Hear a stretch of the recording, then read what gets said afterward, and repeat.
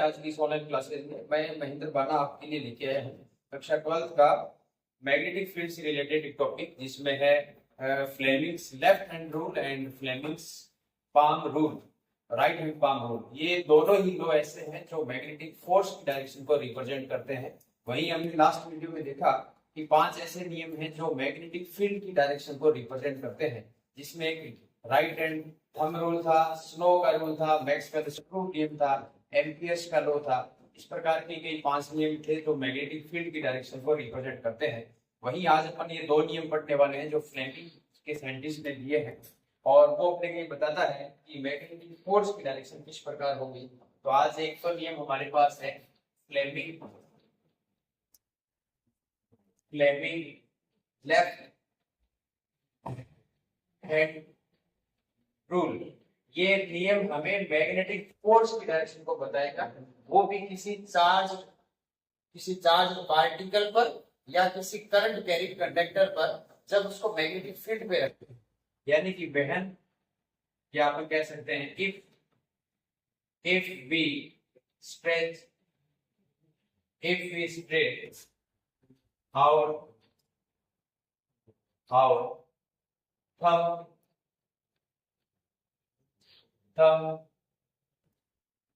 forefinger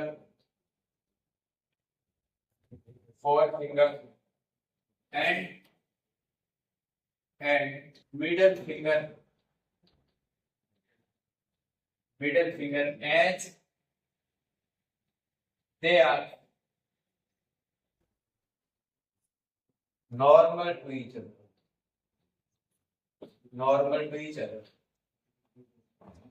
If thumb represents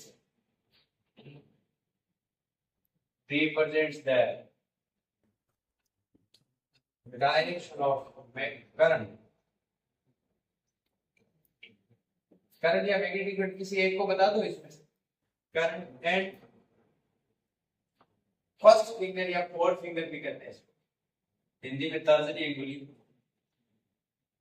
fourth finger represents the direction of magnetic field. Then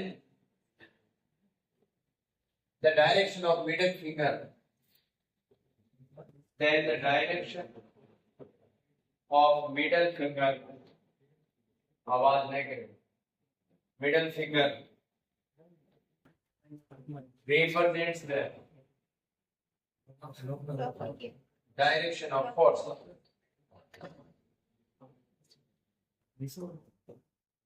direction of force क्या लेंगे, click करने की sound करिए की साइड में हटाई नहीं पाता है। ये नियम लिखा हुआ है सब ना, बाद इसके बाद हमारे पास आता है कि इस प्रकार का हम अगर लेफ्ट हैंड रूल बना के लें,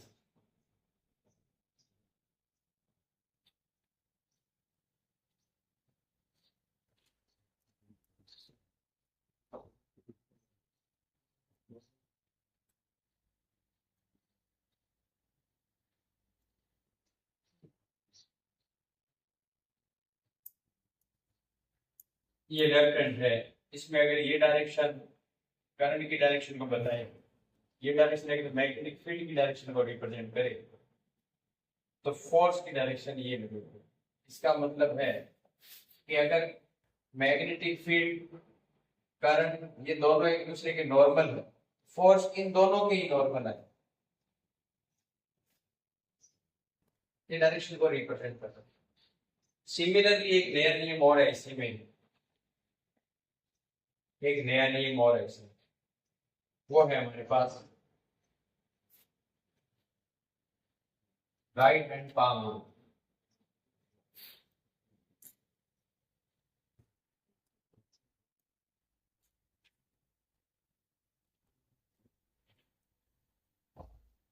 राइट हैंड पाम ये भी मैग्नेटिक फोर्स की डायरेक्शन को रिप्रेजेंट करता है। कई बार कंफ्यूज हो जाते हैं कि सर ये लेफ्ट राइट क्या चीज है। लेफ्ट हैंड जो रूल है वो फ्लेमिंग ने दिया। और ये हमें बताता है मैग्नेटिक फोर्स की डायरेक्शन, यानी कि अगर कोई चार्ज पार्टिकल किसी मैग्नेटिक फील्ड में इंटर करता है या उसके अंदर प्रेजेंट होता है जिसकी वेलोसिटी या मोशन v हो, तो उस पर एक फोर्स अप्लाई होगा जिसको मैग्नेटिक फोर्स कहते हैं। वो मैग्नेटिक फोर्स मैग्नेटिक फील्ड में इसकी वेलोसिटी जो है इन दोनों के ही नॉर्मल है। या हम कहें कि अगर कोई कंडक्टर है, कोई धारावाही करंट कैरी कंडक्टर, उसमें करंट आई फ्लो होता है, तो उस आई करंट के कंडक्टर पर भी मैग्नेटिक फोर्स लगेगा और वो मैग्नेटिक फोर्स की डायरेक्शन भी इन दोनों के नॉर्मल रहेगी, यानी कि करंट की डायरेक्शन के और मैग्नेटिक फील्ड की डायरेक्शन के दोनों के लंबवत रहेगी। यही नियम अब इसमें लगा रहे हैं पाम रूल में। पाम रूल का मतलब हथेली का नियम। तो हम कह सकते हैं if we stretch our right hand palm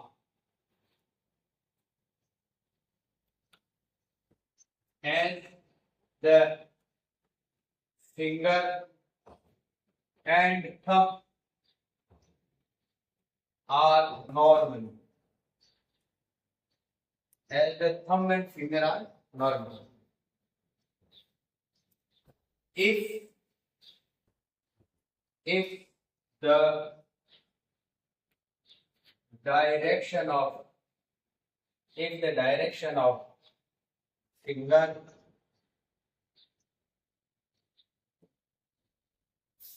represents the direction of current and thumb represents the direction of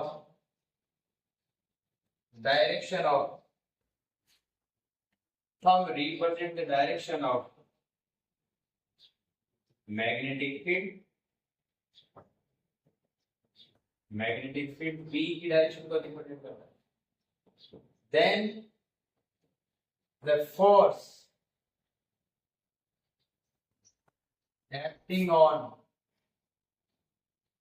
conductor is in the direction of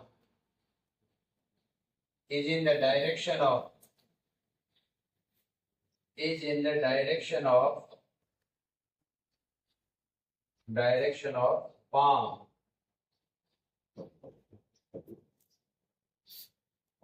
ये इस प्रकार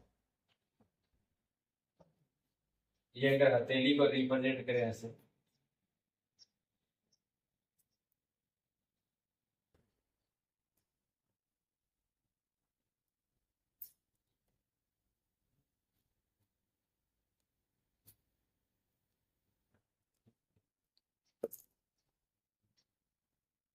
इस प्रकार से कोई ये हाथ की डायरेक्शन है।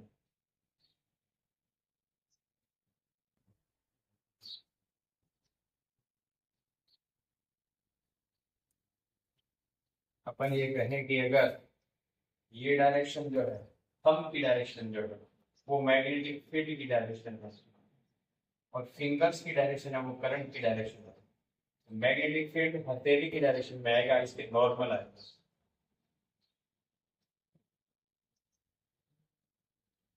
इस प्रकार से ये फोर्स की डायरेक्शन होगी, ये अगर मैग्नेटिक फील्ड की डायरेक्शन है, ये फिंगर्स की डायरेक्शन करंट की है, तो फोर्स इसके परपेंडिकुलर है।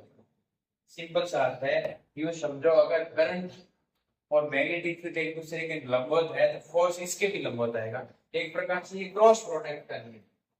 अपन ए क्रॉस अगर बी होता है तो इससे भी एक वेक्टर क्वांटिटी आती है, दैट इज सी मान लेते हैं। अब ये जो सी आया है ना, वो ए और बी के ही दोनों के ही लंबवत है। इसका मतलब ए क्रॉस बी का मान वैसे क्या आता है, A B sine theta of n cap, ये सी का मान है। तो ये एन कैप है ना, ये ए और बी दोनों के ही परपेंडिकुलर डायरेक्शन में होगा। सिंपल सी बात है, अगर मान लो ढक्कन खोल रहे हैं तो ढक्कन खोलने के लिए हमें क्या करना है, दो फोर्स लगाने हैं, एक इस साइड में दूसरा इस साइड में। लेकिन रिजल्ट किधर आ रहा है, या तो ऊपर की साइड में, और ढक्कन बंद करना है किसी बोतल का तो डाउनवर्ड। ये एक प्रकार का क्रॉस प्रोडक्ट है, दो वेक्टर्स का, दो फोर्स का क्रॉस वेक्टर है, जिससे रिजल्ट किसी किसी डायरेक्शन में आता है। जैसे स्क्रू है, पेच नहीं, उसमें हम दो डायरेक्शन में फोर्स लगा रहे हैं, टू डायमेंशन में, इस प्रकार से। तो रिजल्ट या तो अंदर की तरफ जाता है या पॉजिटिव में बाहर की तरफ आता है। स्क्रू नियम में भी यही नियम लगता है। Is it right? आगे बढ़े तो अगला हमारा टॉपिक आता है, नया टॉपिक है, अच्छा टॉपिक, बड़ा शानदार टॉपिक। नया टॉपिक है motion of A charge particle. Motion of A charge particle in uniform magnetic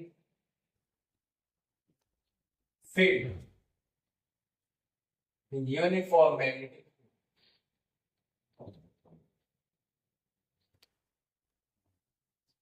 Motion of a charged particle in uniform magnetic field.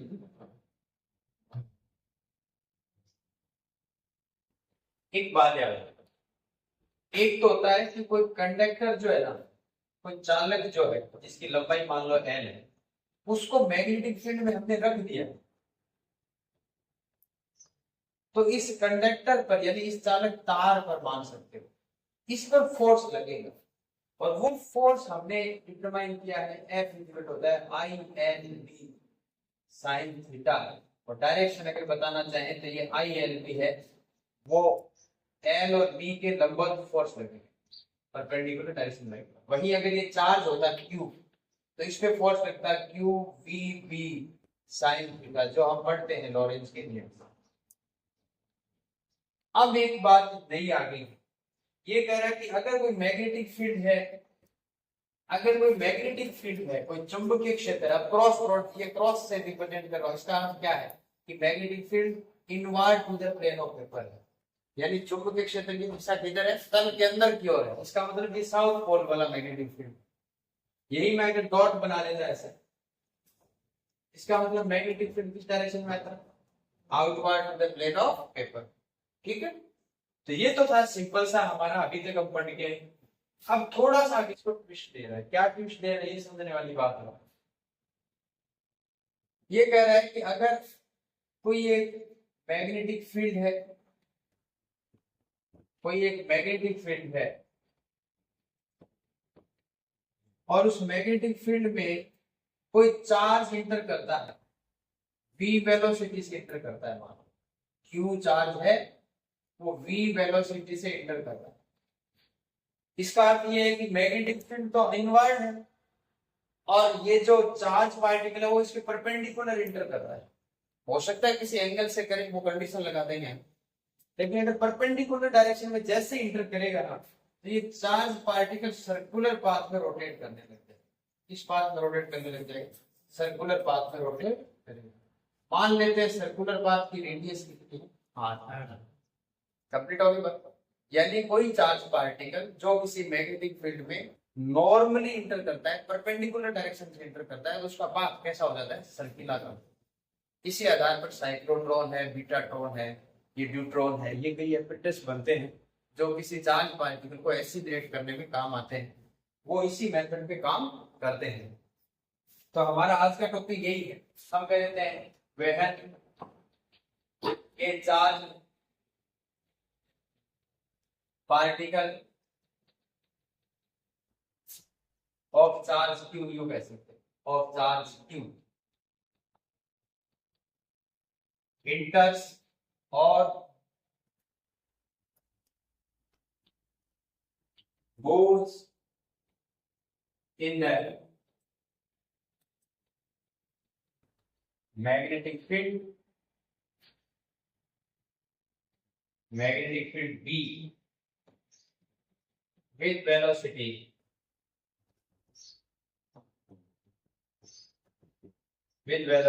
B normal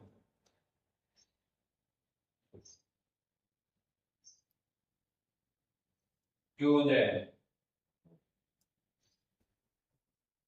direction of magnetic field.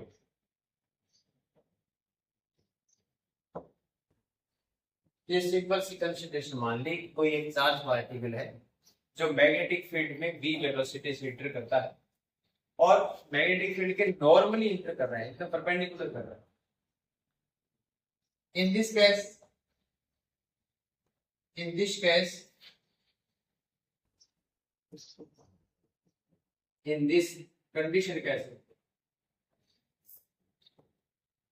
condition the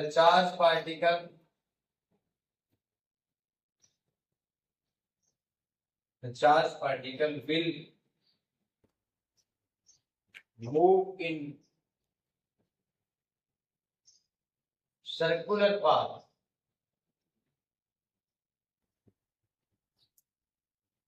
ये थोड़ी सी बात। अब circular path में अगर कोई particle rotate करता है तो उसके लिए सेंट्रीपिटल चाहिए, सेंट्रीपिटल फोर्स चाहिए। और वो सेंट्रीपिटल फोर्स किससे मिलेगा? लॉरेंज फोर्स से मिलेगा। लॉरेंज फोर्स कितना लगता है चार्ज पार्टिकल पर? F equal to QEB। 90 degree से इंटर कर रहा है मतलब थीटा का मान 90 है, साइन थीटा का मान 1, तो कितना फोर्स लगेगा? QEB। वो किसके इक्वल आ जाएगा? mv²/r। mv²/r। बहुत इजी टॉपिक है, छोटा सा टॉपिक है, ज्यादा बड़ा नहीं है, बस समझना है अपने को। इसको डायग्राम बनाना है, पास में बना दो। आप यू बता सकते हो मैग्नेटिक फील्ड है वो इस प्रकार से है, इधर मैग्नेटिक फील्ड बता सकते हो x डायरेक्शन यानी bx डायरेक्शन में वेलोसिटी बता सकते हो। फोर्स आपको पता है किधर लगेगा, परपेंडिकुलर डायरेक्शन में लगेगा इसका फोर्स। और वो फोर्स इसको सेंट्रीपिटल पाथ अप्लाई देगा।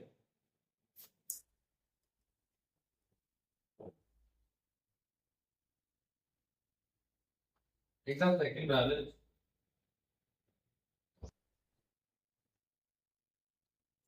ये पाथ एकदम सर्किल, ये ऐसे रोटेट करने लग जाएगा। और हम कह देते हैं, मान लेते हैं किसी क्षण इसकी रेडियस आ, कुछ बातें इसमें आएंगी छोटी छोटी, जो छोटे छोटे क्वेश्चन उठते हैं ऐसे प्रश्न उठेंगे। डेरिवेशन दीजिए, QEB को mv²/r के बराबर रखते हैं, हमारे पास रेडियस का मान आ जाएगा, b से कैंसिल हो जाएगा, उत्तर आ जाएगा। कर लिया राइट?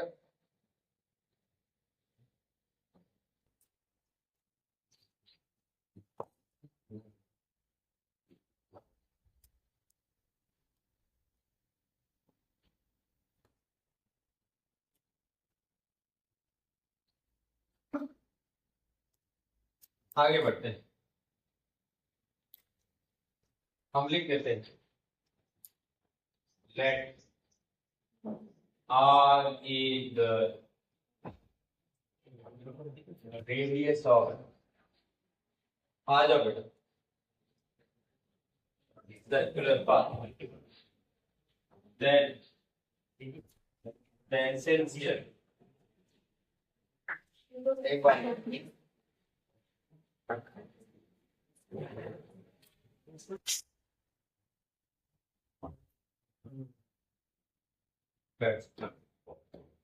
तो बात चल रही थी लॉरेंस के नियम से। अपन लोग कंडीशन पढ़ रहे हैं। कंडीशन इस प्रकार है कि अगर कोई एक क्यू चार्ज जो मैग्नेटिक फील्ड में गति कर रहा है v वेलोसिटी से, वो भी नॉर्मली परपेंडिकुलर इंटर कर रहा है, तो उसका पाथ सर्किल हो जाएगा, वर्ताकार हो जाएगा। और हम ये बात लिख रहे हैं कि अगर पाथ सर्किलाकार हो जाए या वर्ताकार हो जाए तो हम ये मान रहे हैं कि माना इसकी रेडियस जो r है, let r is the radius of circular path, then the force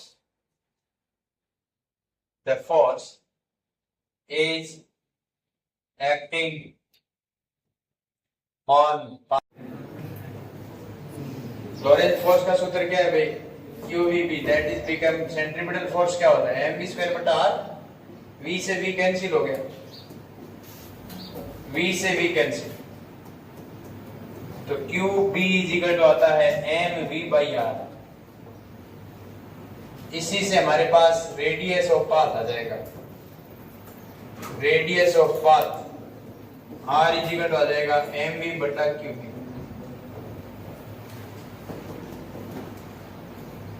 निकालो जल्दी फटाफट, mv बटा qb।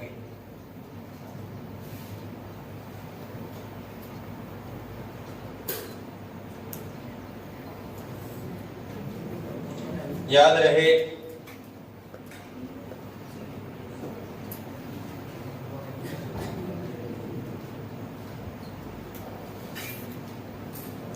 याद रहे अगर कोई पार्टिकल सर्कुलर पाथ में राउंड करता है तो एक राउंड कंप्लीट करने में जो टाइम लेता है उसको टाइम पीरियड बोलते हैं, आवर्तकाल बोलते हैं। तो इसी के हिसाब से हम कह देंगे now the time period of the charged particle is, तो टाइम पीरियड टी का सूत्र क्या होगा, एक राउंड कंप्लीट करने में डिस्टेंस कितनी कवर करेगा, 2 पाई आर। आर रेडियस का अगर सर्कुलर पाथ है, एक राउंड कंप्लीट करेगा तो उसकी डिस्टेंस कितनी होगी, 2 पाई आर। परिधि के अकॉर्डिंग आएगा सर्कमफेरेंस के इक्वल, बट्टा क्या आ जाएगा, वेलोसिटी। हम ये कह देंगे time period is equal to आएगा distance covered in one rotation कह सकते हो, अपॉन आ जाएगा वेलोसिटी। तो इसी सूत्र में हम किसका मान रख देंगे, आर का। 2 पाई आर की जगह हमारे पास क्या है भाई, mv बटा qb होल डिवाइड बाई क्या आ जाएगा, वेलोसिटी v। वेलोसिटी से वेलोसिटी कैंसिल,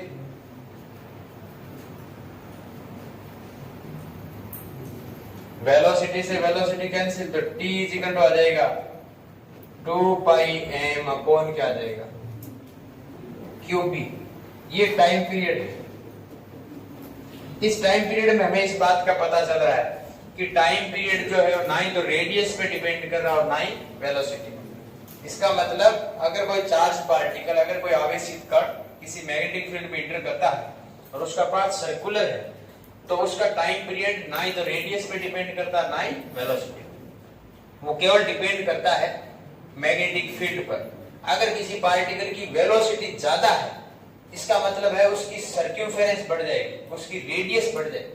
तो जितना टाइम एक स्मॉल रेडियस में उसको लग रहा था उतना ही टाइम फिर अगर वेलोसिटी बढ़ रहा है तो रेडियस बढ़ने से सर्कमफेरेंस बढ़ेगी, उतने टाइम को कवर करने के लिए डिस्टेंस बढ़ गई उसकी एक राउंड। इसका मतलब टाइम और रेडियस और वेलोसिटी ये एक दूसरे से इंडिपेंडेंट है, टाइम डिपेंड नहीं करना ना ही वेलोसिटी पे ना ही इस पे।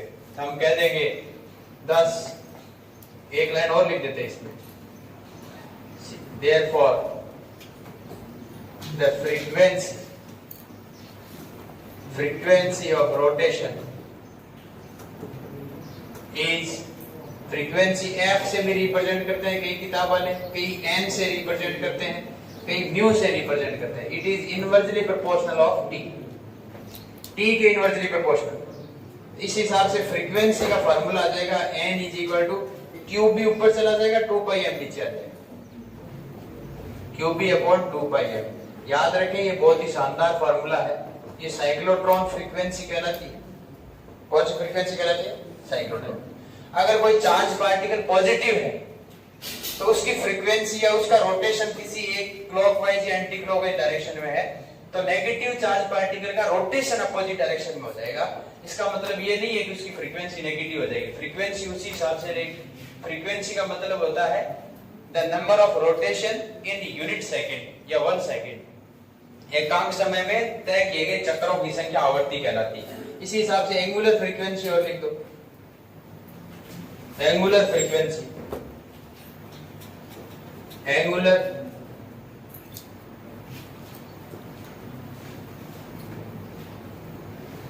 फ्रीक्वेंसी, इसको ओमेगा से रिप्रेजेंट करते हैं, that is become 2 pi n या 2 पाई न्यू भी लिख सकते हैं। ये 2 पाई ऊपर चला जाएगा तो फार्मूला क्या बचेगा, QB अपॉन m। ये एंगुलर फ्रीक्वेंसी हो रहा है। नोट डाल के एक लाइन लिख दो नीचे।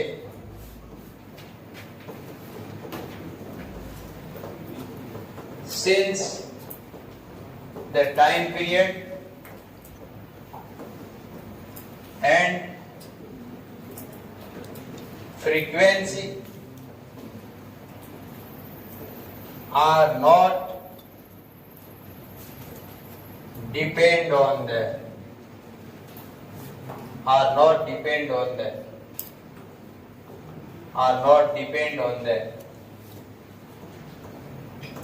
radius of path and velocity of particle.